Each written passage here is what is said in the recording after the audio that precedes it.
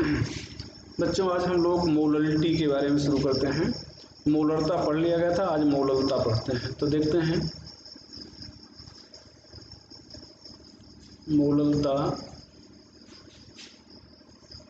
क्या है। यहाँ पर 1000 ग्राम या 1 किलोग्राम विलायक में उपस्थित विलेय के ग्राम मोलों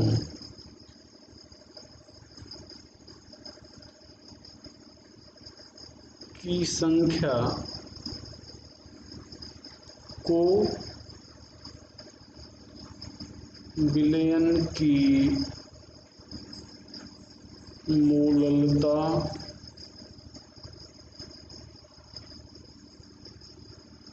कहते हैं।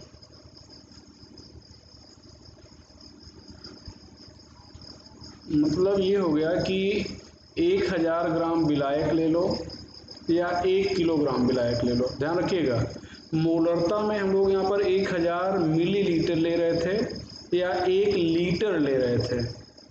तो यहाँ पर जहाँ मिलीलीटर था, अब वहाँ पर आप ग्राम लिखे हो, जहाँ पर लीटर था वहाँ पर किलोग्राम लिखे हो, और यहाँ पर जहाँ पर आपने विलायक लिखा है, अभी तक हम लोग यहाँ पर बिलियन लिखते थे।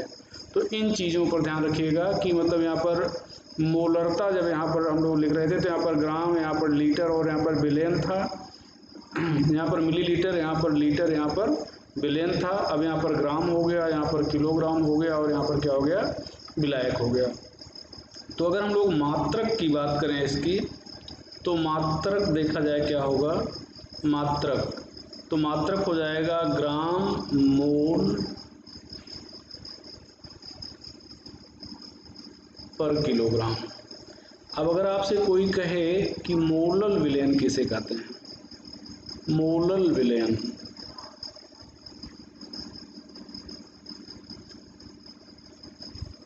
ऐसा विलयन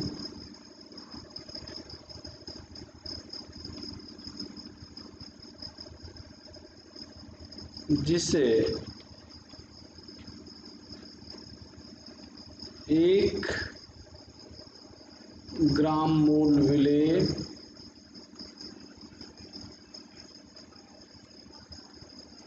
1 किलोग्राम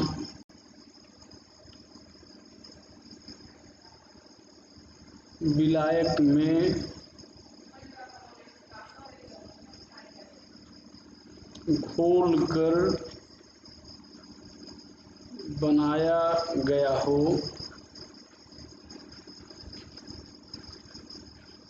को मोलल विलयन कहते हैं।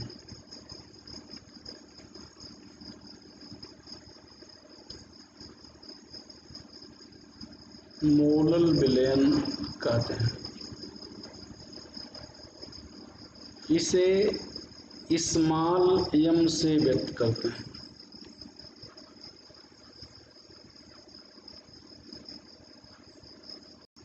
इसे स्मॉल m से व्यक्त करते हैं। सूत्र की बात करें, यहाँ पर हम लोग देखें तो सूत्र क्या हो जाएगा। यहाँ पर सूत्र की बात करें तो स्मॉल m मोललता बराबर हो जाएगा विलेय के ग्राम मोलों की संख्या बट्टे विलायक का भार किलोग्राम में। अब यहाँ पर ध्यान दो, ये एक सूत्र हो गया यहाँ पर, लेकिन अगर हम लोग 1000 से ऊपर और 1000 से अगर नीचे गुणा कर दें, मतलब 1000 से ऊपर गुणा कर दें, 1000 से नीचे, तो ये कट जाएगा, कोई फर्क नहीं पड़ेगा। लेकिन गुणा करने पर ये जो 1000 से गुणा करेंगे तो जो ग्राम है ये मिलीग्राम हो जाएगा और ये जो किलोग्राम है ये ग्राम में बदल जाएगा।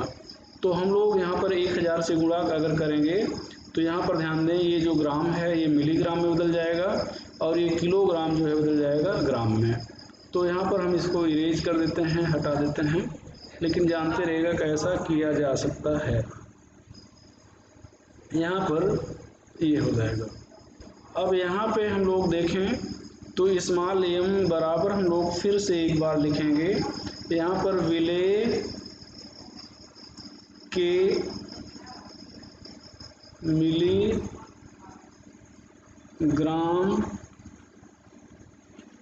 मोलों की संख्या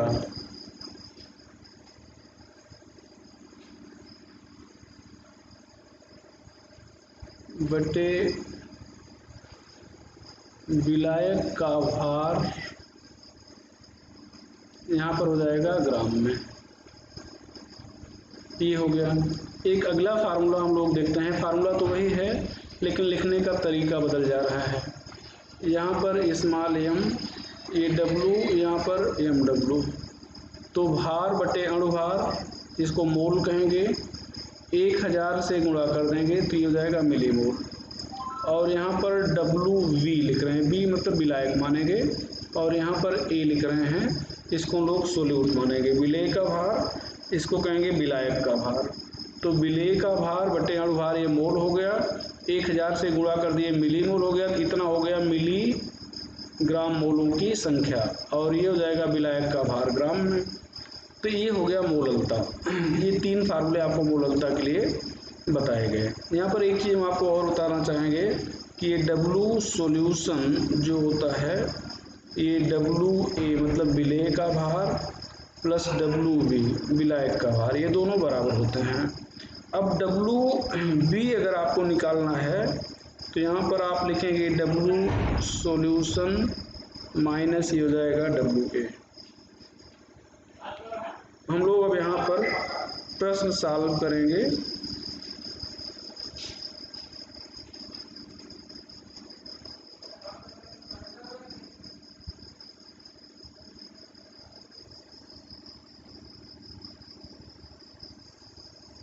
तो ये चीज़ें हो गई भैया। अब हम लोग इसके आगे प्रश्न सॉल्व करेंगे। देखें पहला प्रश्न लिख रहे हैं, प्रश्न नंबर 1, 2 ग्राम मोल HCl को 4 किलोग्राम जल में घोलकर एक विलेन बनाया गया।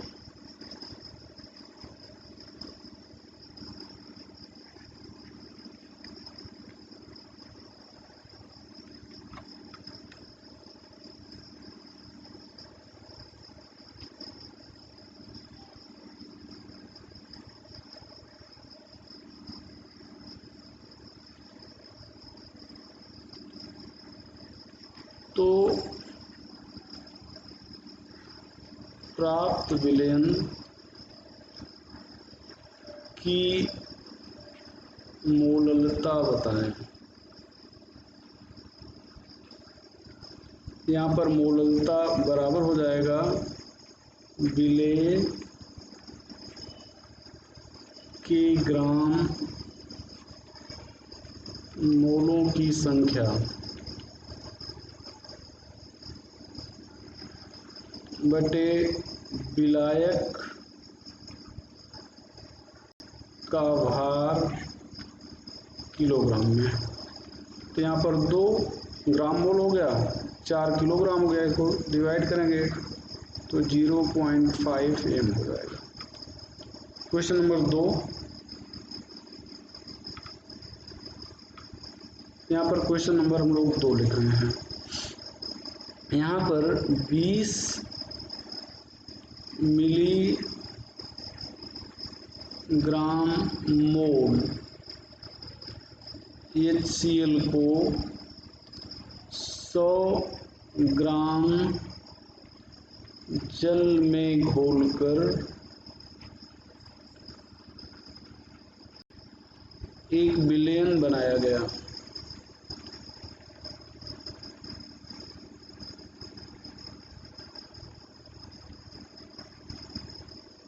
प्राप्त विलयन की मोललता बताएं। तो यहाँ पर मोललता बराबर हो जाएगा विलेय के मिलीग्राम मोलों की संख्या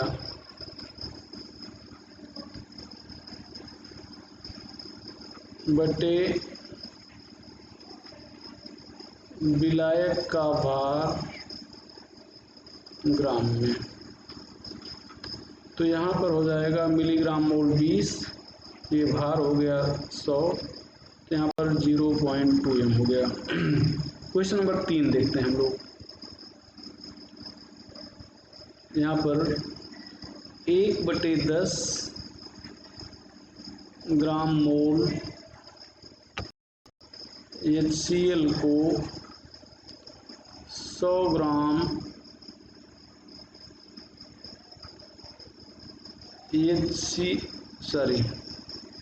H2O में घोलकर एक विलयन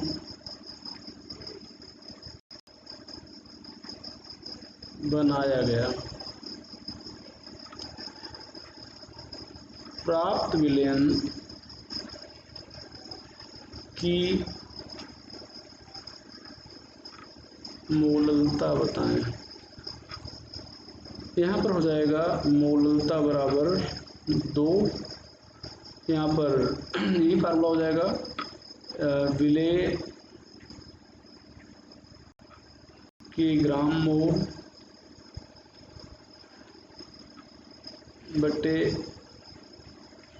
विलायक का भार किलोग्राम में। तो ग्राम मोल है 1/10 और यहाँ पर ये किलोग्राम है, जबकि यहाँ पर दिया गया है, ये देखें ग्राम दिया गया है।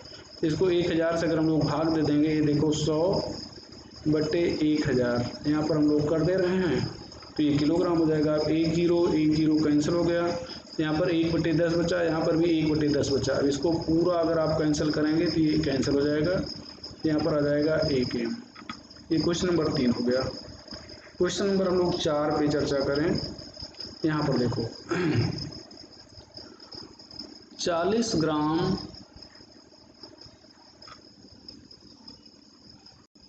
NaOH को 500 ग्राम जल में घोलकर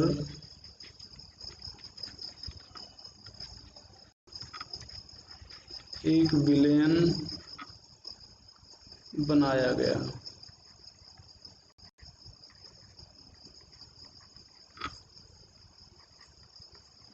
प्राप्त विलयन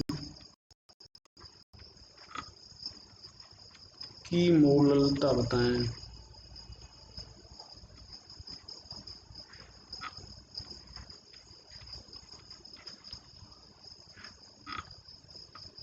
तो यहाँ पर ये फार्मूला लिखेंगे WA/mW गुणे 1000/WB। यहाँ पर WA क्या है, विलेय जो घोले हो 40 ग्राम है।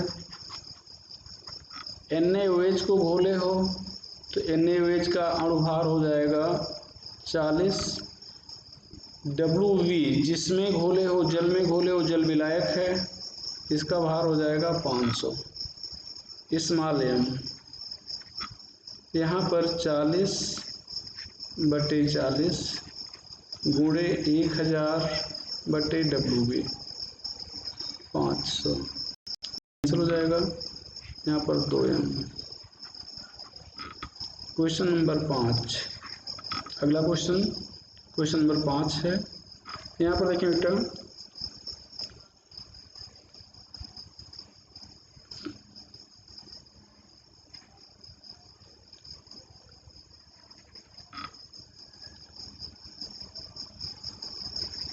556 ग्राम KOH कि जेली विलेन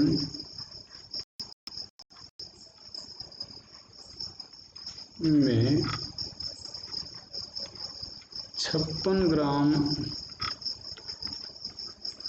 KOH उपस्थित है।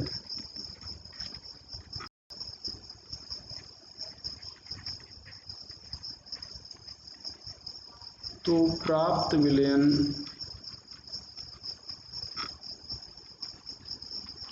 की मोललता बताएं।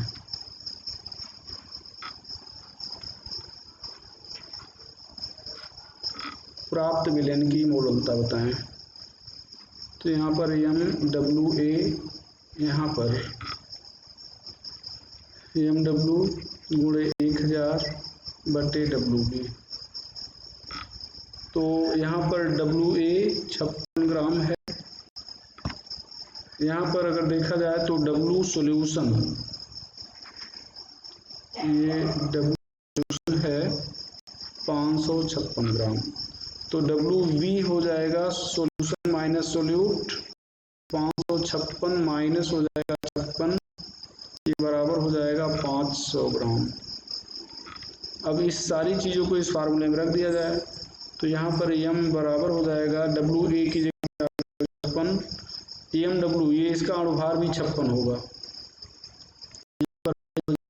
1000 और ये हो जाएगा 500। तो ये कैंसिल हो गया, ये फिर से कैंसिल हो गया, यहाँ पर अगेन 2M आ गया। ये 5वां क्वेश्चन हो गया। अब अगर हम लोग अगले क्वेश्चन की बात करें भैया, तो यहाँ पर ध्यान दें, क्वेश्चन नंबर 6 को हम लोग सॉल्व कर रहे हैं। क्वेश्चन नंबर यहाँ पर 6 लिखेंगे। तो ये क्वेश्चन नंबर 6 हो गया। देखें, 20% भार से KOH, सॉरी चलो कर लो, के जेली विलेन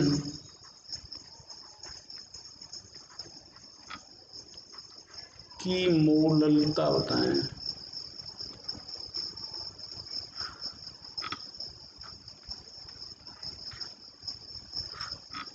यहाँ पर ध्यान दें,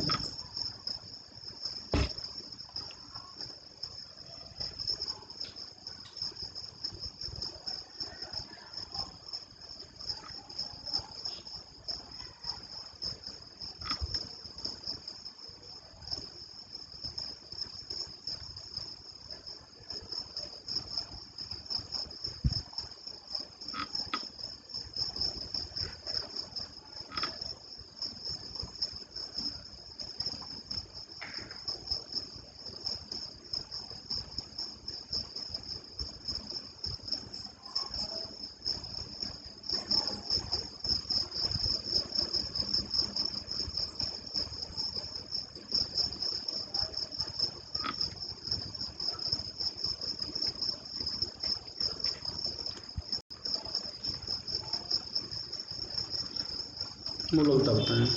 तो यहाँ पर जितना प्रतिशत कहा जाएगा वो विलेय का भार हो जाएगा WA 20। अच्छा, प्रतिशत कहा गया तो विलेयन को 100 लेंगे, तो W सॉल्यूशन 100 ग्राम। ये ध्यान रखिएगा, ये विशेष रूप से ध्यान रखिएगा, ये जितना प्रतिशत है वो WA है, और अगर प्रतिशत है तो विलेयन 100 लेंगे। अच्छा, ग्राम क्यों लिखे? क्योंकि भार से लिखा गया है। तो अगर भार से लिखा गया तो विलेयन का आयतन 100 ग्राम लेंगे, और आयतन से लिखा गया तो विलेयन का आयतन 100 ग्राम लेंगे। ये हो गया भैया। अब WV आपको मालूम नहीं है, तो WB होता है W सॉल्यूशन माइनस WA। तो यहाँ पर कितना हो गया भैया? 100 माइनस 20 बराबर 80। तो यहाँ पर स्मॉल m, यहाँ पर WA, यहाँ पर MW गुणे 1000/WB। तो यहाँ पर हो जाएगा 20/56 गुणे 1000/80। तो ये 4 आ गया। अब 4 से सॉल्व करेंगे तो 250 आ जाएगा, बटे 56 हो जाएगा। अब इसको हम लोग सॉल्व कर लेंगे। क्वेश्चन नंबर 7 देखते हैं।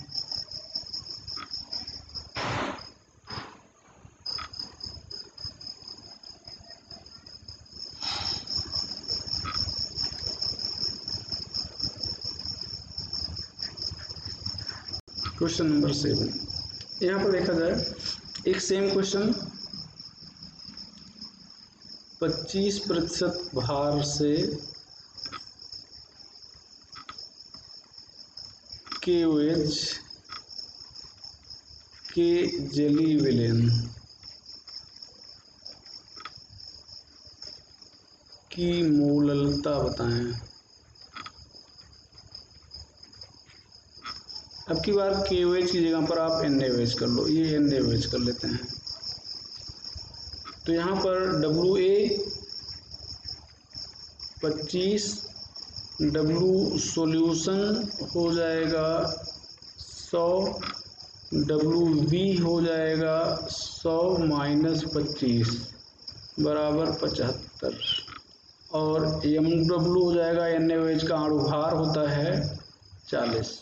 तो यहाँ पर यहाँ पर WA, यहाँ पर MW गुणे 1000 बटे WB।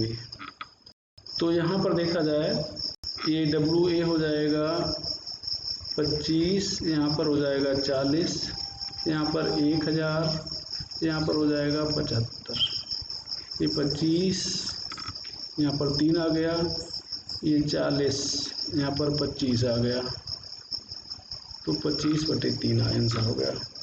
Question number 8, question number 8 यहाँ पर ध्यान दें, यहाँ नीचे से लिख रहे हैं 98% CBSE PMT में पूछा गया है आयतन से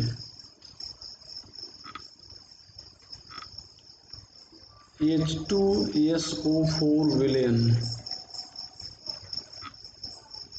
यहाँ पर घनत्व 1.95 ग्राम प्रति मिलीलीटर। 98% आयतन से H2SO4 विलेन की मोललता तथा मोलरता बताएं।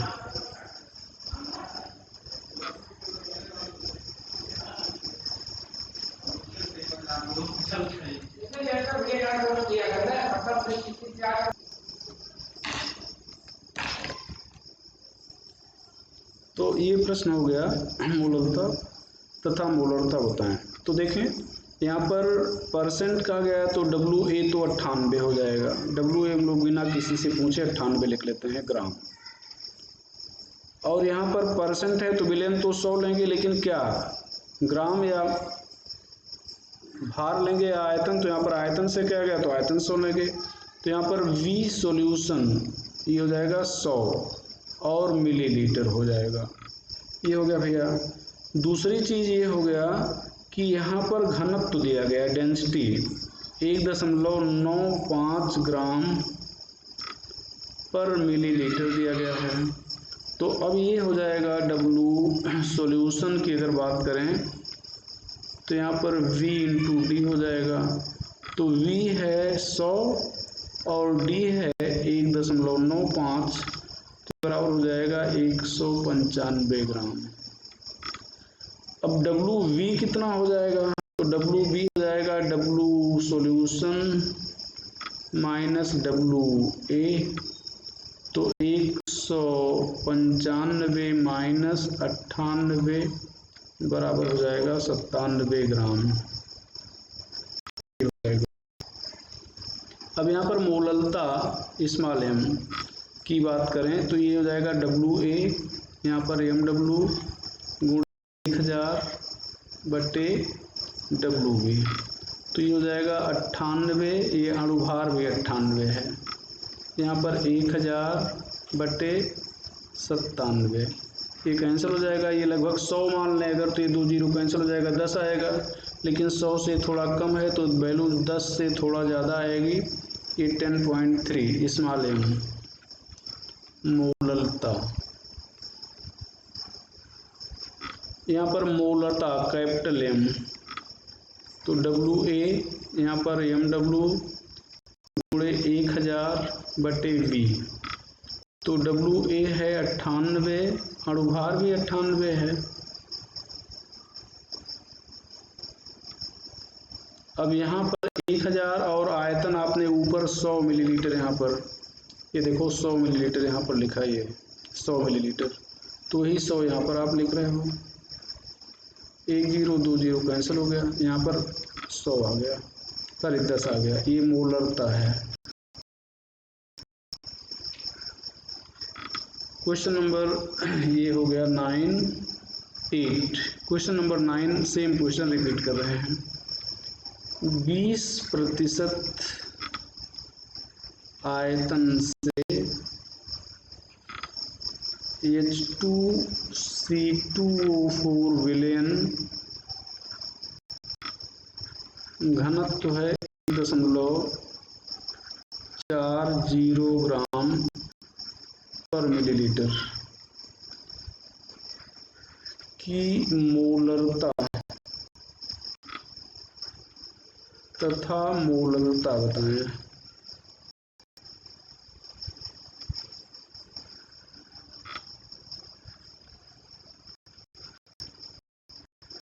मोलरता तथा मोलरता बताएं। तो यहाँ पर फिर वही चीज WA हो जाएगा 20, V सॉल्यूशन इक्वल टू हो जाएगा 100 मिलीलीटर, D हो जाएगा 1.40 ग्राम पर मिलीलीटर। यहाँ पर W solution equal to V into D, तो 100 गुणे 1.40 बराबर हो जाएगा 140 ग्राम। यहाँ पर W सॉल्यूशन हो गया, WV हो जाएगा W सॉल्यूशन माइनस WA, तो 140 माइनस 20, तो यहाँ पर आ जाएगा 120 ग्राम। ये हो गया। मोलरता बराबर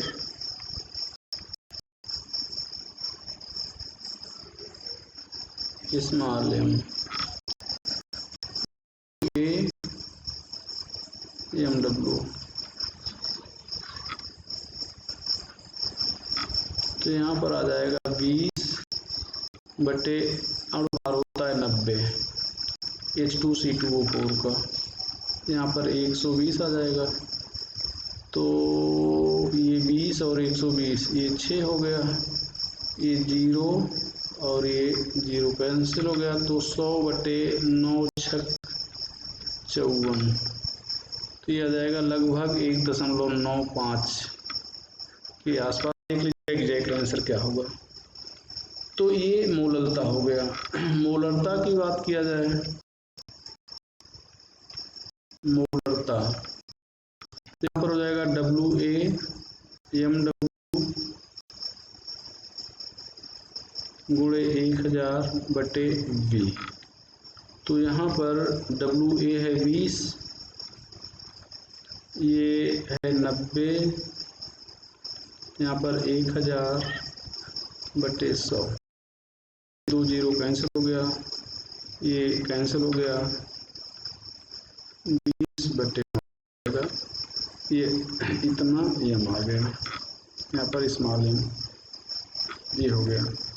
क्वेश्चन नंबर 10 देख लिया जाए।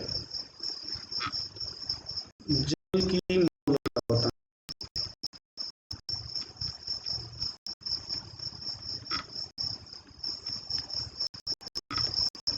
जल की मोलरता बताएं। तो यहाँ पर माना कि जल का भार 100 ग्राम है, माना कि जल का भार 100 ग्राम है, तो यहाँ पर जल ही विलेय है और जल ही विलायक है, बल्कि तो WA यहाँ पर हो जाएगा MW गुणे 1000 बटे WB, तो यहाँ पर जल ही विलेय जल ही विलायक, तो 1000 का माने हो, जल का अणुभार 18, यहाँ पर 1000 और 1000 आप माने भी हो, तो ये कैंसिल हो जाएगा, 1000/18 तो 55.5 आएगा। अब अगर आपसे कोई कहता है कि आपने 1000 ही क्यों माना, तो आप चाहे जो मान लोगे। मान लो आपने x मान लिया, जल का भार x ग्राम है, तो यहाँ पर x लिखोगे तो वही x यहाँ पे आएगा और वही x यहाँ नीचे आ जाएगा। तो यहाँ से x और यहाँ से x, दोनों x कैंसिल हो जाएंगे। तो फिर 1000/18 यहाँ से देखो आ जाएगा, तो फिर वही 55.6 आ जाएगा। तो आज की बात हम लोग यहीं पे ख़त्म करें, लेकिन इसके पहले एक पॉइंट नोट करके लिख लेंगे, नोट करके कि मोललता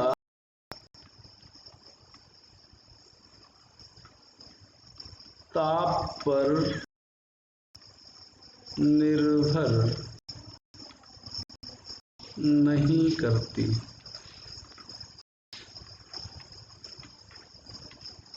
क्योंकि मोललता में आयतन शामिल नहीं है।